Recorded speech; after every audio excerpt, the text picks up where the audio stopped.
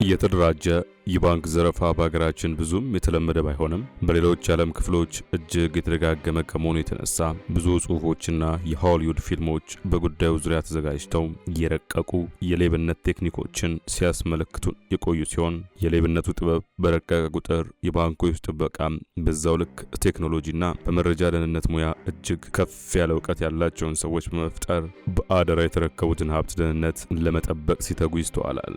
በእርግጥ እነኚህ የደህንነት ጥንቃቄዎች በቀላሉ ማለፍ የሚችሉና የውስጥ አርበኛ የሆኑ አንዳንድ የባንክ ባለሙያዎች የደንበኞቻቸውን ቋት እንደሚበዘብዙ ግልጽ ሲሆን ይህ ደግሞ በሀገራችንም በተደጋጋሚ የሰማነው ጉዳይ ነው።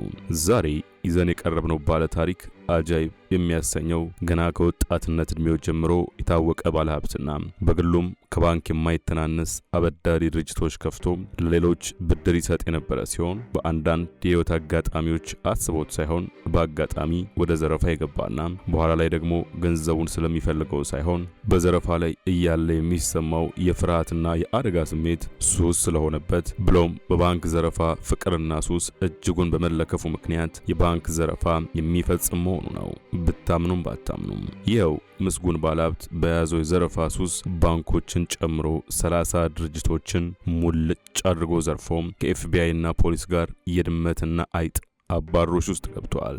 ለመሆኑ ይህ ኮከብ ኢንቨስተርና ባለሀብት ማን ነው? ከነበረበት ማማ ወርዶ ከፖሊስ ጋር የአይጥና የድመት ጨዋታ ውስጥ እንዲገባ ያደረገውስ ጉዳይ ምንድን ነው? እውነት የባንክ ዘረፋስ ሱስ ይሆናል?